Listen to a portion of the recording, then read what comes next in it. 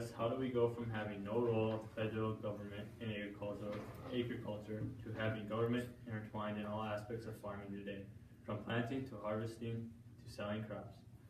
Lawmakers need to dig to the roots of the farm policies to fully understand what these programs were intended to accomplish. When President Franklin D. Roosevelt introduced farm subsidies in the 1930s, the purpose was to be a temporary solution to deal with an emergency. According to an article written by Burton Folsom for the Freeman on April 6, 2006, that emergency was the collapsing farm incomes that afflicted the 25% of the population living on farms. Today, farmers account for just 1% of the population, and most farm household incomes are well above the national average, making the original purpose of these farm subsidies irrelevant. Intended to alleviate farmer poverty, to control crop prices, and be consumer and taxpayer friendly, the primary subsidy programs today do exactly the opposite. We will begin by examining the true roots of the different types of farm subsidy programs and their effects. Then we will dig up many other problems these programs have caused. Lastly, we will find some solutions to weed out the problems caused by farm subsidies. According to www.farmewg.org, the primary subsidy system today consists of direct payments, counter-cyclical payments, marketing loans, and disaster payments. Direct payments are cash subsidies for producers of the 10 commodity crops: wheat, corn, sorghum, barley, oats, cotton, rice, soybeans, minor oilseeds, and peanuts.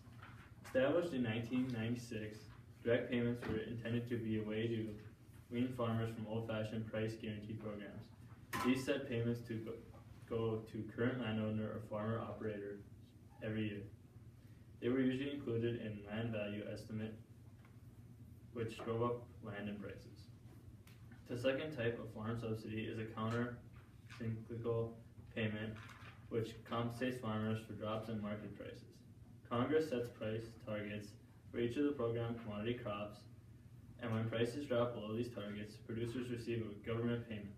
This program offers incentives that often reduce profitability and drive up taxpayer costs, even at times when farmers don't need the help. In order to moderate supply and price fluctuations, the government offers another type of farm subsidy, market loans, where Congress sets a minimum loan rate for each program commodity crop. Farmers are then able to take out a farm loan from the government using their crop as collateral. After harvest, the farmer can sell this product whenever he chooses. If he sells at a high price, he can repay the loan with cash. If, however, he decides to sell his crop later at a lower price, he is not required to repay the rest of the loan. The last type of farm subsidy program is a disaster payment, which ensures that a disaster doesn't cause a farmer's revenue to fall below the target level. Many people are begging the question of what effect these payments have had, if any.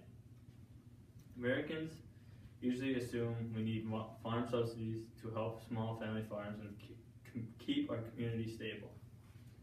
But once we dig deeper, we'll find that both are misconceptions.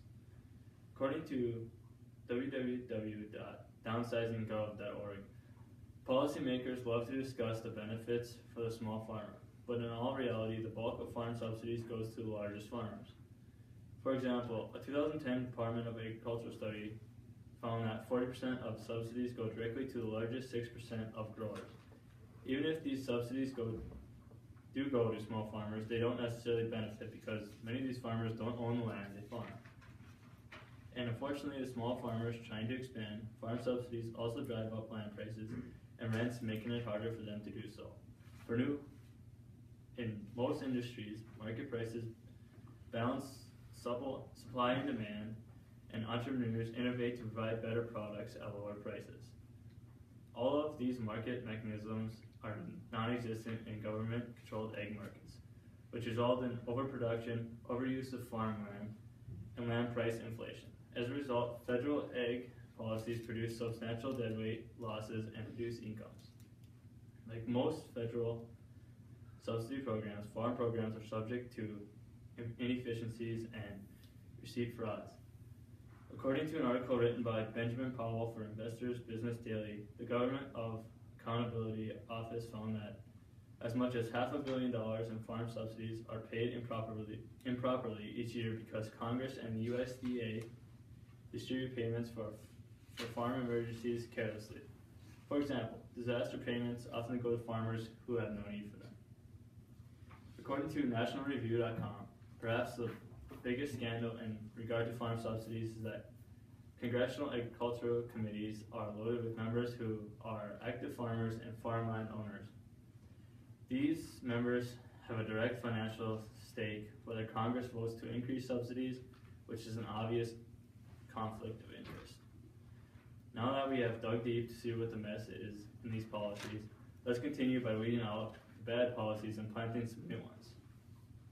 According to heritage.com, in order to reduce government dependence, overproduction, land price, and food inflation, and fraud caused by farm subsidies, the U.S. should begin to cut spending on subsidy programs by reducing the income eligibility cap for each farm subsidy, which recipients receive $750,000 to $450,000 when the Food Conservation and Energy Act of 2008 is reauthorized.